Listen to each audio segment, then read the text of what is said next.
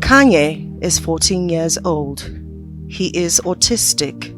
He loves to paint. It is therapeutic for him. We take a tour of some of Kanye's paintings at his gallery and exhibition center.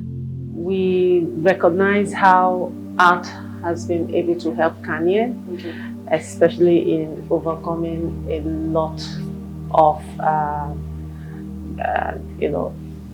what goes with autism, especially hyper. We notice that when he's doing art, he's very calm. It helps him to focus.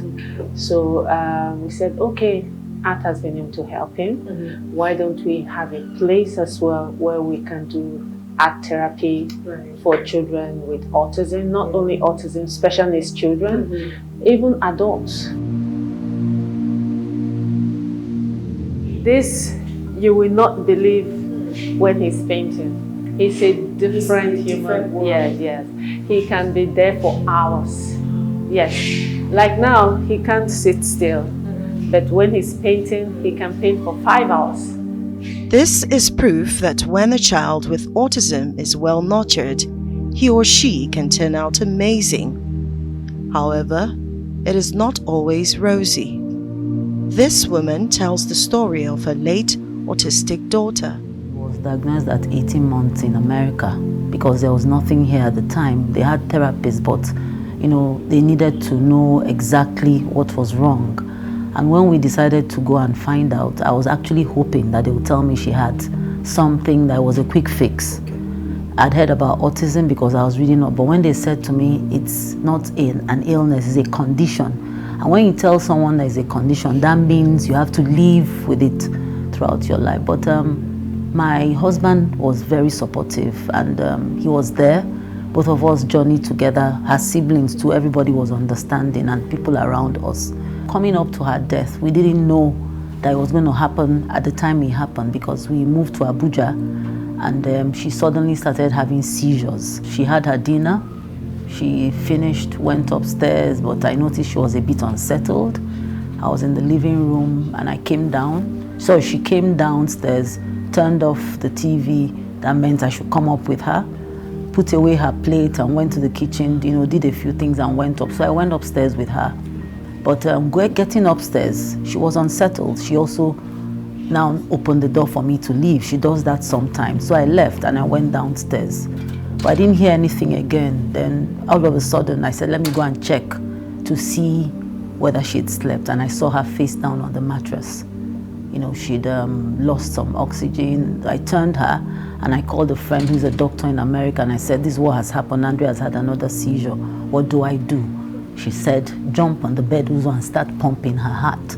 So I did that and I was pumping, and she said, just keep on doing that and take her to the hospital. And I took her to the hospital and they confirmed she had a pulse. And while I was there, now I expected them to, do the quick, use the defibrillator and all that. And the doctor was just pacing slowly. He wasn't reacting like somebody who was handling an emergency case. And I said to him, if you don't do what you're supposed to do, I'm going to jump on the bed and I'll start pumping her heart. And he said to me, madam, you only end up injuring her. Then a few minutes after that, he says to me, when did you say this happened, that your daughter has passed? I said, I couldn't relate it with somebody who told me that I was going to injure the person because I was going to do the CPR myself. So there was nothing. They didn't do what they're supposed to do in the hospital, and that's what led to her death. Because I know that in America, people who come in dead are even, young top. So that's just, I just think the negligence was too much. Because of what has happened, I have the urge and the determination to set up a center here that will be world class.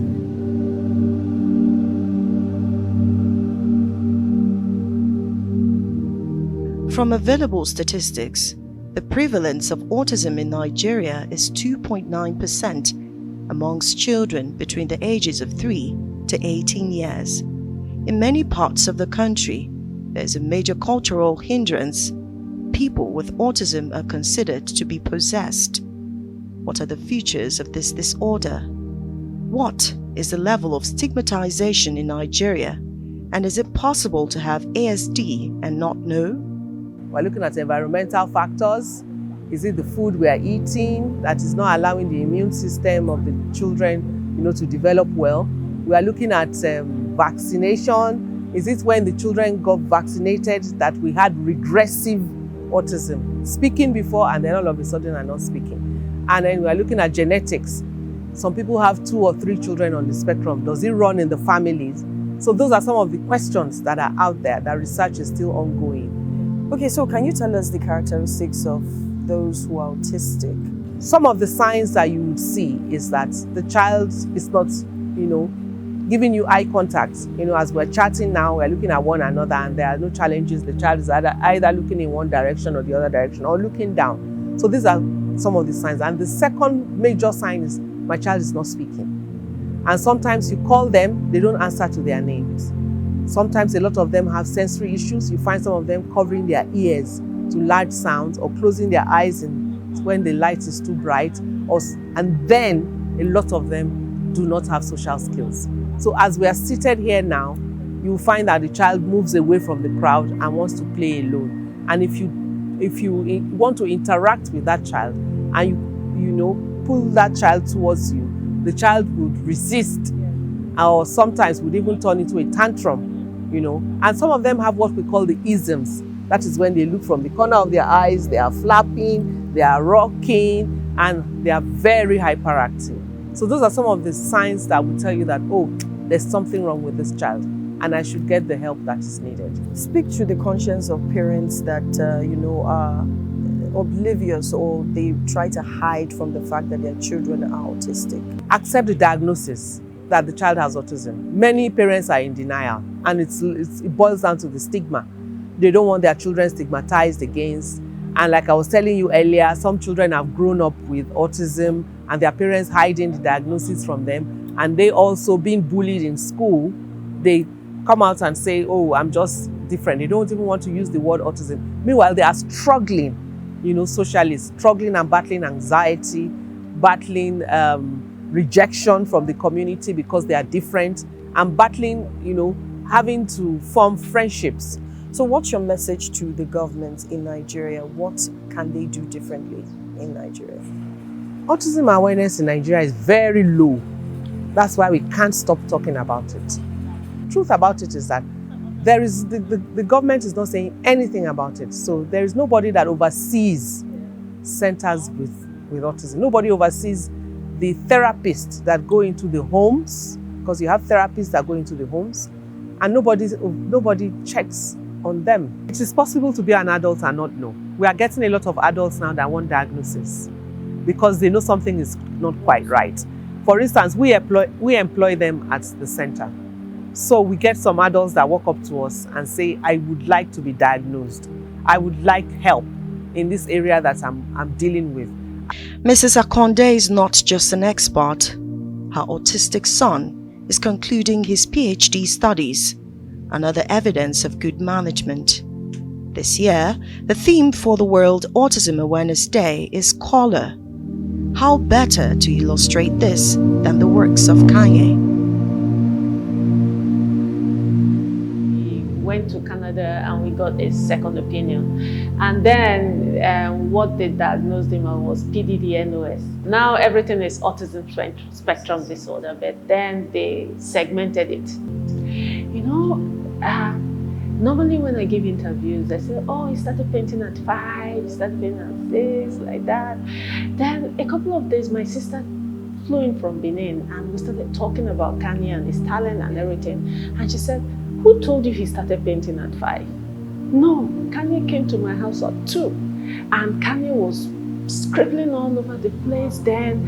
And I'm like, why? And when I looked at it, there was symmetry.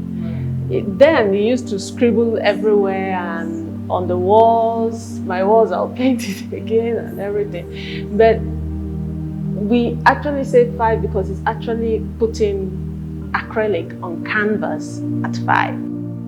So when you realized that he was autistic, how did you take it? Hard. Yeah. hard. If anybody tells you it has been easy, there is a roller, no. It is hard.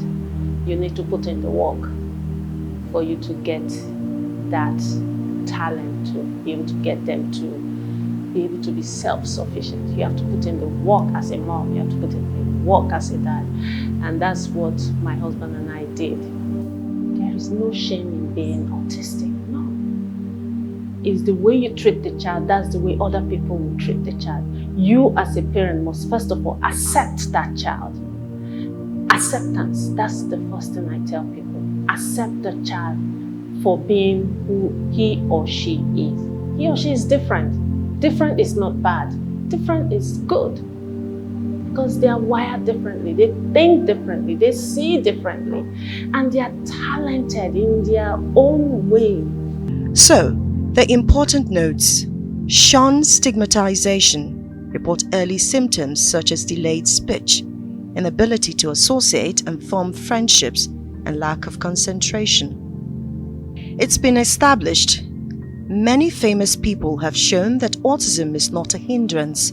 The likes of the founder of Facebook, Mark Zuckerberg, the CEO of X, Elon Musk, but this has not stopped them from making a difference in the world. Oli J. Wapera, Arise News.